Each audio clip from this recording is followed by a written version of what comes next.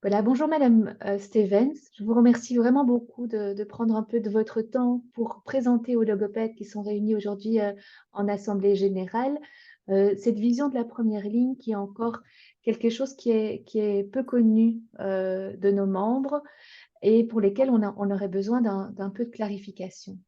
Alors peut-être avant de démarrer dans le feu de l'action, je peux peut-être vous demander, de vous présenter et de nous expliquer quelle est votre fonction au sein du SPF Santé publique.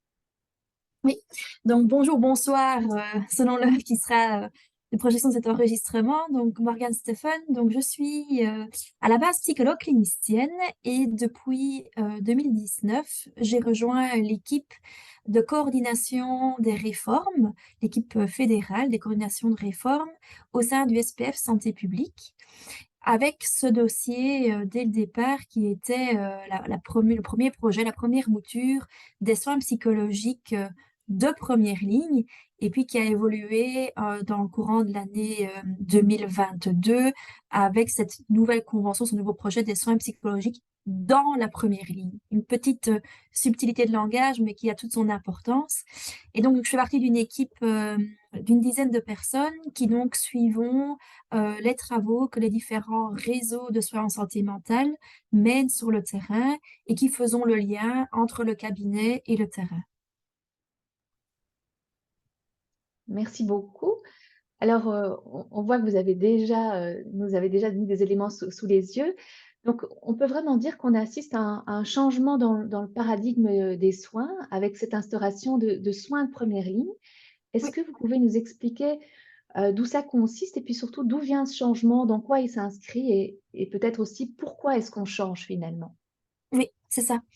Donc effectivement, cette convention des soins psychologiques dans la première ligne, il faut pouvoir la replacer dans un contexte plus large. En fait, depuis maintenant 13 ans, euh, des collègues de l'équipe mènent des réformes de soins en santé mentale. Ça a débuté en 2019 par la création des réseaux adultes. Et puis en 2015, ça s'est étendu avec les réseaux enfants. Et puis en 2019, avec les soins psychologiques de première ligne. Alors, c'est quoi, en résumé, la fonction, l'intérêt de faire des réformes? Eh bien, c'est parce que l'on partait d'un constat en Belgique que jusque-là, l'offre de soins en santé mentale était essentiellement hospitalo-centrée, donc était essentiellement développée dans des hôpitaux psychiatriques pour une population donc qui présentait des problèmes de santé mentale plutôt importants, qui nécessitaient des soins intensifs. Mais on a vu dans plusieurs pays, notamment en Italie ou dans d'autres pays, euh, en Hollande, aux Pays-Bas, des mouvements comme ça pour proposer une autre offre de soins qui soit davantage ambulatoire, davantage communautaire, et où finalement ben, la population participe activement à l'offre de soins et aux soins dont il a besoin. Et donc les premiers travaux chez nous en Belgique ont commencé donc en 2009 pour être exact, et se sont donc formalisés par la création des réseaux de soins en santé mentale, avec vraiment cette idée de mettre l'accent non pas uniquement sur le traitement, mais surtout aussi sur la réhabilitation psychosociale et le rétablissement, permettent aux citoyens qui ont besoin de soins d'avoir un rôle actif à jouer, d'avoir des soins qui se déplacent, pas uniquement dans les hôpitaux, mais aussi qui vont vers des lieux plus communautaires, qui favorisent une continuité des soins et une pluridisciplinarité dans l'offre de soins à travers des soins qu'on dit intégrés, et qui permettent finalement à travers ces réformes de toucher toutes les politiques puisque la santé mentale concerne tous les domaines. Et donc on a vu se créer donc en 2010 les réseaux adultes qui en fait se sont formalisés, je vais remettre la dia précédente ici, en 20 réseaux. Alors, un réseau, c'est quoi? C'est donc un territoire défini qui va regrouper l'ensemble des professionnels de l'aide et du soin autour de différents secteurs. Et pour ce faire, pour les réseaux adultes, on parle souvent dans le jargon de 5 fonctions, de 5 secteurs. En gros, ça veut dire bah, que sur une région, prenons par exemple la province du Luxembourg, eh ben, sur cette région-là, il faut qu'il y ait au minimum dans un réseau différents types de professionnels des 5 fonctions. Alors, on va retrouver dans la fonction 1 tous les professionnels de la première ligne, tous ceux qui interviennent dans l'optique de promouvoir la détection précoce, le diagnostic, la prévention, la promotion de la santé. On retrouve toutes sortes de professionnels et de services, notamment des services de santé mentale, des services d'accompagnement sociaux, des médecins généralistes, des psychiatres, etc. On a ensuite la deuxième fonction qui reprend alors tout ce qui est des équipes mobiles, cette nouvelle fonction qui a été créée à travers les réformes avec les équipes mobiles psychiatriques, mais aussi tout ce qui est équipe de trajet de soins internés, les services d'aide à domicile, les ASD. La troisième fonction, on va retrouver tout ce qui est de l'ordre de la réhabilitation psychosociale, avec tous les services qui gravitent autour de la réinsertion socio-professionnelle, tout ce qui est service du forum, service de revalidation fonctionnelle, etc. Le quatrième secteur, qui est tout ce qui est hôpitaux psychiatriques, hôpitaux de jour ou hôpitaux généraux avec une orientation service psychiatrie. Et enfin, la dernière fonction, donc tout ce qui est service du logement, de l'habitation avec les agences immobilières sociales, les maisons d'accueil, les services résidentiels, les initiatives d'habitation protégée. Donc, tous ces secteurs-là, ces 5 secteurs-là, vont être associés, rassemblés, fédérés au sein d'un réseau de soins en santé mentale qui va donc regrouper tous ces professionnels-là. Ça, c'est donc en 2010 pour le réseau adulte. Et en 2015, on va retrouver d'autres partenaires, fatalement, puisqu'ils sont plus orientés enfants-adolescents. Et à ce moment-là, on va plutôt parler de programmes où chaque réseau, là, il y en a 11 en Belgique, c'est un découpage de territoire un petit peu différent. On va retrouver alors des réseaux qui vont développer des programmes de détection précoce, euh, de soins de crise ou de soins de longue durée, tout ce qui concerne aussi le double diagnostic, un problème de santé mentale et problème de handicap mental. Euh, on va donc retrouver différents partenaires, mais de nouveau, la philosophie, c'est la même, c'est rassembler des professionnels qui travaillent sur un même territoire pour permettre plus euh, de soins multidisciplinaires, plus de continuité des soins, permettre aux citoyens de ce même réseau de faire entendre leurs besoins et développer ensemble une offre qui soit plus communautaire. Donc ça, c'est vraiment la grande vision des réformes et alors bah, qui chaque fois s'affine, évolue en fonction bah, des différents cabinets qui se succèdent, mais la base reste la même. Et puis en fonction aussi de ce que nous traversons en termes de maladies ou en termes d'observation ou en termes d'événements, comme par exemple la crise sanitaire qui a eu vraiment un impact direct sur notre réforme, puisque en 2019 déjà, 2020, suite aux constatations du terrain que les besoins en santé mentale explosaient, très rapidement, le gouvernement fédéral a souhaité donc investir des moyens complémentaires pour soutenir la population qui présente des problèmes de santé mentale, avec donc la création d'une fameuse convention de soins psychologiques dans la première ligne. Alors, on comprend que cette première ligne, vous la développez beaucoup évidemment en santé mentale parce que c'est là que vous travaillez, mais elle est plus large que juste la santé mentale puisque les logopèdes sont Oui, aussi repris comme professionnels de la première ligne. tout à Qu'est-ce fait. qu'ils ont comme positionnement? Quelle est leur place dans ce réseau? C'est encore flou, je pense, pour les logopèdes. Alors, certainement, puisque on a historiquement aussi plutôt commencé avec des partenaires issus du domaine très spécialisé et très hôpitaux psychiatriques, et donc les psychiatres, mais aussi la première ligne plutôt générale de soins de santé physique, somatique, médecins généralistes, les maisons médicales, etc. Ce n'est que très récemment, finalement, que d'autres partenaires accèdent aussi aux différents niveaux des réseaux, notamment les psychologues, mais aussi d'autres professionnels. Donc, les logopèdes sont des professionnels de la santé aussi, et donc ils peuvent aussi jouer un rôle au niveau des réseaux. Alors que ce soit à travers les différentes fonctions, par exemple la fonction peut-être plus un, tout ce qui concerne la détection, le diagnostic, etc.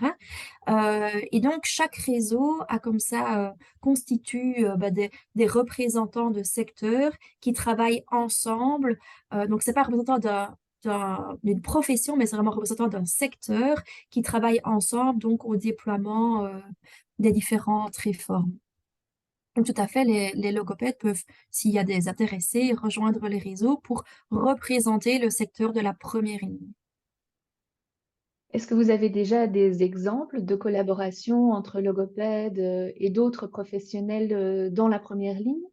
Eh ben, donc, typiquement, dans le cadre de la Convention des soins psychologiques dans la première ligne, donc cette convention INAMI, que je peux vous expliquer un petit peu plus, mais juste pour répondre à la question, oui, il y a déjà des collaborations entre un psychologue de première ligne, hein, le PPL, comme on l'appelle souvent dans le jargon, et des logopèdes qui proposent ensemble des séances de groupe, par exemple dans une école, dans une visée de promotion. De bien-être ou des thèmes qui peuvent être transversaux, qui peuvent travailler conjointement, par exemple à destination d'un public scolaire. Ça, c'est déjà quelque chose qu'on peut observer maintenant, des collaborations, des alliances qui se font comme ça, oui, dans le concret. Et là, par exemple, si, comme logopède, j'ai envie de développer des collaborations avec le réseau, concrètement, comment est-ce que je peux faire? Qui est-ce que je dois contacter? Quels sont mes relais? Oui, alors dans chaque réseau, donc il y a 20 réseaux adultes, 11 réseaux enfants, et alors il y a un 32e en création qui est pour la communauté germanophone, qui est donc tout nouveau, qui se crée maintenant. Donc il y a à chaque fois au minimum un coordinateur de réseau. Donc c'est vraiment la personne clé qui va rassembler tous les partenaires. Donc là, on a les coordonnées sur le site web du SPF, mais aussi celui de l'INAMI. Je pourrais vous le mettre dans les liens si vous le souhaitez. Et alors, en Volontiers. plus de ça, avec le projet de convention des soins psychologiques dans la première ligne, on a aussi renforcé chaque réseau de coordinateurs locaux. Et ces coordinateurs locaux-là, ils ont vraiment la mission d'aller créer des partenariats multidisciplinaires à l'échelle beaucoup plus locale que juste le territoire du réseau. Donc, généralement, les coordinateurs locaux découpe un territoire qui est souvent vaste, hein. Si on prend par exemple la province de Luxembourg ou la province du Hainaut, c'est des grands territoires, eh bien, ils vont rassembler, selon les indicateurs, par exemple, des bassins de vie ou des bassins de soins, des zones qui ont l'habitude de travailler plutôt ensemble. Et ils vont donc aller vers les professionnels de la première ligne pour identifier leurs besoins, leurs demandes, etc. Et ils vont essayer de rassembler tout ça et de voir comment l'offre des soins psychologiques de première ligne peut être utile ou quels sont les leviers que l'on peut activer pour soutenir ces professionnels de la première ligne. Donc, je dirais qu'il y a un peu de pistes. Il y a soit le niveau plus méso, qui est le coordinateur local, et puis il y a le niveau plus micro, si on a envie de collaborer autour d'une collaboration multidisciplinaire plus locale, à ce moment-là, avec plutôt le coordinateur local en question. Et donc, dans chaque réseau, on a un ou plusieurs coordinateurs de réseau et coordinateurs locaux, mais qui travaillent ensemble. Donc, on ne fait pas non plus d'erreur si on s'adresse à un plutôt qu'à l'autre, mais qui travaillent ensemble. Mais le coordinateur local a plus cette spécificité autour du projet des soins psychologiques de première ligne. Tandis que le coordinateur de réseau, il va suivre les 5 fonctions ou les programmes qui sont plus larges donc que cette offre-ci, quoi. Et corrigez-moi si je me trompe, mais ici, il y a une organisation entre le fédéral que vous représentez, qui coordonne, et finalement une mise en œuvre au niveau régional, Oui, plus local. Comment se passe cette coordination? Comment s'articulent les réseaux? oui. Alors, il y a plein de niveaux différents, du plus méta au plus micro. Au niveau méta, on va dire qu'on travaille conjointement. Donc, par exemple, la Convention des soins psychologiques, bien sûr, c'est un financement du fédéral, de l'INAMI, mais elle est articulée avec les régions et les communautés. Donc, on a plusieurs fois par mois des réunions, des bilatérales, comme ça, des intercabinets, où chaque représentant de cabinet donc, travaille ensemble pour que cette offre soit complémentaire et pas simplement une offre, enfin une couche de lasagne supplémentaire dans un paysage de soins déjà fort complexe, mais vraiment que ce soit quelque chose qui ait une plus-value. Et donc, il y a au niveau méta, politique, pas mal de concertations à ce niveau-là. Au niveau du réseau, ben, le réseau, finalement, lui, il se fiche un peu de savoir comment le partenaire, par qui il est subsidié, si c'est du régional, du communautaire, du fédéral, peu importe finalement, c'est qu'est-ce qu'il peut offrir comme aide, comme service, comme soin à destination de la population. Et donc, on travaille vraiment de manière globale et intégrée au niveau du réseau. Et puis, ben, de nouveau, au niveau plus micro, ces coordinateurs locaux vont encore un pas plus loin puisque eux vont vraiment au contact de tous les professionnels de la première ligne très large, que ce soit donc dans le secteur du euh, culturel, de l'enseignement, que ce soit au niveau de la santé physique, somatique ou mentale, du logement. Ils vont vraiment rassembler encore plus des partenaires de tous les secteurs, de tous les horizons. Donc, il y a à différents niveaux des liens comme ça entre les différents niveaux. Et alors, nous, notre équipe au fédéral, la coordination fédérale, on fait vraiment le lien entre toutes ces étapes-là, tous ces niveaux-là. Et alors, peut-être pour clôturer doucement, on commence à mieux comprendre effectivement la façon dont c'est organisé. Quels sont les grands objectifs, par exemple, pour 2023, et quelles sont les perspectives? Comment ça va se développer, cette première ligne? On sent qu'on va en entendre de plus en plus Oui, souvent parler. oui, tout à fait. Donc oui, cette première amorce avec les soins psychologiques dans la première ligne, donc en fait qui est vraiment de d'amener l'expertise en santé mentale à travers les psychologues, les orthopédagogues cliniciens, de les amener plus proches de la population qui se trouve dans d'autres lieux que des cabinets de consultation indépendants. Donc on amène dans la première ligne au plus proche de la population des professionnels de la santé mentale. Et donc, on invite les psychologues de première ligne à avoir des lieux de consultation très variés, très proches de la population. Donc, ça va être un centre ONE, ça peut être une école, ça peut être un service de CPAS, ça peut être une pharmacie, ça peut être une maison médicale. Donc, amener les professionnels de première ligne dans des services de bas seuil.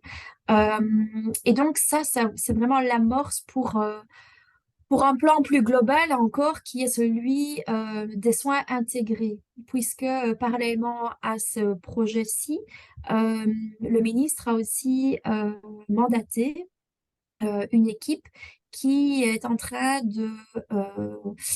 d'étudier la manière dont on va arriver dans un plan interfédéral, mais pour plusieurs années, à des soins intégrés. Donc, ça veut dire plus uniquement travailler en silo par secteur, mais vraiment intégrer tous les professionnels de l'aide et du soin. Et donc, on commence ici, au niveau fédéral, avec trois projets pilotes dans le but de tester des choses pour éventuellement alors écrire un nouveau guide ou un nouveau plan. Mais donc, ça, c'est encore un peu flou parce qu'on est vraiment au début du processus. Et donc, les trois projets pilotes qui ont été choisis, ben donc c'est les projets de soins psychologiques dans la première ligne, euh, les protocoles 3 qui sont plutôt une offre de services à destination des personnes âgées. Et le troisième autre secteur, c'est les soins chroniques pour, par exemple, les problèmes de maladies physiques chroniques, comme par exemple le diabète, etc. Ce sont trois projets pilotes. Donc, on est en train d'étudier enfin, qu'une équipe est en train d'étudier, de rassembler et de voir comment ces trois projets vont être soutenus dans un plan interfédéral de soins intégrés dans la première ligne. Mais donc, on est vraiment aux prémices euh, au niveau fédéral. Et puis, bah, vous devez aussi certainement savoir que au niveau de la région wallonne, pardon, il y a aussi les assises de la première ligne qui sont en cours avec Proxy Santé, donc qui sont eux aussi en train de travailler à cette définition de c'est quoi la première ligne, quels sont les professionnels qui y travaillent, etc. Et qui sont donc aussi en train d'écrire les grandes lignes d'un plan plus large, plus grand. Mais donc, c'est vraiment quelque chose qui débute et qu'il faudra certainement suivre de près parce qu'il y aura certainement de chouettes initiatives à réaliser. Oui, les logopèdes sont représentés aussi à Proxy Santé. Alors, Voilà. est-ce que c'est un résumé un peu court, mais de dire que la première ligne, finalement, c'est de rapprocher les soins, et donc on va être plutôt sur la localisation des soins, en les rapprochant au plus des bénéficiaires, tandis que les soins intégrés, l'accent va être sur le multidisciplinaire, la façon dont on va travailler les uns avec les autres.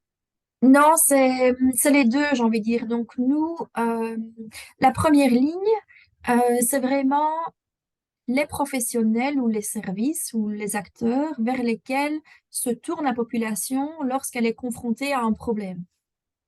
Donc, ce sont généralement des professionnels, on va résumer, généralistes, qui n'ont pas forcément une spécialisation déjà indiquée. Euh, et l'intérêt de travailler dans la première ligne, c'est que cette première ligne, généralement, c'est la première qui va détecter des problèmes ou des risques de déclencher quelque chose de plus intense, de plus chronique, etc. Donc, l'intérêt de se rapprocher de la première ligne, c'est d'offrir plus rapidement cette détection précoce et donc cette intervention précoce aussi pour éviter que des problèmes soient retardés, ne soient pas pris en charge et qu'on assiste alors à des plaintes plus intenses qui arrivent trop tard, hein. C'est le fameux treatment gap là qu'on a. Et donc, intégrer dans la première ligne, c'est donc de facto travailler en multidisciplinarité puisqu'on a plein d'acteurs qui travaillent à cette détection, cette intervention précoce. On a par exemple, dans l'enseignement, les professeurs qui jouent un rôle, les agents des PMS.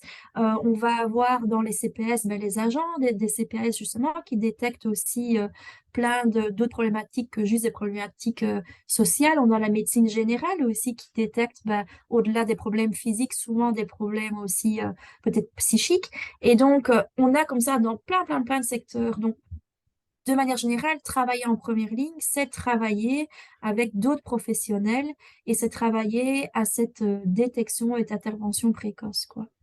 Et puis, réorienter alors vers les professionnels quand les soins nécessitent des spécialisations plus importantes. Donc, on est davantage sur des rôles de dépistage, prévention en première ligne, Oui, d'accompagnement dans les soins intégrés. Est-ce oui que c'est aussi. comme ça qu'il faut qu'on réfléchisse? Et Oui, est-ce certainement. que ça veut dire aussi que les logopèdes vont devoir réfléchir au type d'actes? Est-ce qu'il y a des actes qui vont être spécifiques pour la première ligne, des actes d'intervention, des actes d'accompagnement, ou pas forcément? Enfin, on essaie un peu de voir comment on va aussi participer à cette réflexion et comment on va euh, se préparer finalement à ce changement de paradigme. C'est difficile de vous répondre parce que tout ça est encore nouveau, même pour les psychologues, hein, qui sont plus concernés par le projet des soins psychologiques, fatalement, mais c'est encore difficile. Mais si je prends l'exemple des psychologues, peut-être que ça peut nourrir à la réflexion. Euh, on sait que dans l'enseignement qu'ils reçoivent dans les universités, dans les troisième cycles, etc., c'est souvent destiné plutôt à des soins très spécialisés pour une population qui a des problèmes plus intenses. Et souvent, tout ce qui est détection et intervention précoce, c'est souvent là encore où les compétences sont trop peu enseignées. Et c'est logique puisque, comme je vous le disais en introduction, dans ces réformes, on assiste à un changement de paradigme puisque historiquement, on a toujours plutôt mis la lumière sur les personnes qui avaient des problématiques intenses, nécessitaient des soins très spécialisés. Et on se rend compte aujourd'hui qu'en travaillant en prévention, ça a beaucoup plus de sens parce que du coup, on va avoir un impact direct sur la santé publique, on va avoir un impact direct sur le niveau de bien-être de la société, parce que travailler en prévention, c'est aussi efficace et c'est aussi moins coûteux à la société, etc. Et donc, fatalement, pour les psychologues, ça amène à envisager, peut-être pour certains, une manière de travailler qui soit beaucoup plus préventive et donc peut-être des outils, des compétences, des sensibilisations qu'il faut étudier, revoir ou approfondir. Donc, je pense que dans l'enseignement de cette profession-là, on va certainement voir apparaître dans les prochaines années peut-être une redéfinition de certains modules de cours pour intégrer plus cette vision de soins préventifs, de détection précoce et pas uniquement le traitement. Donc peut-être, les logopèdes, c'est un domaine que je connais moins fatalement, mais peut-être que là aussi, il y a peut-être des liens à faire dans cette même réflexion. Mais là, je vous adresserai plutôt la question ouverte parce que c'est moins mon Oui, oui. domaine. Bon, on va y réfléchir évidemment avec les logopèdes. Mais c'est là aussi qu'on sent le changement de paradigme parce que pendant très très longtemps, l'INAMI, la notion même de prévention était quelque chose qui n'était pas repris par l'INAMI. Oui, L'INAMI ne s'occupait pas de prévention.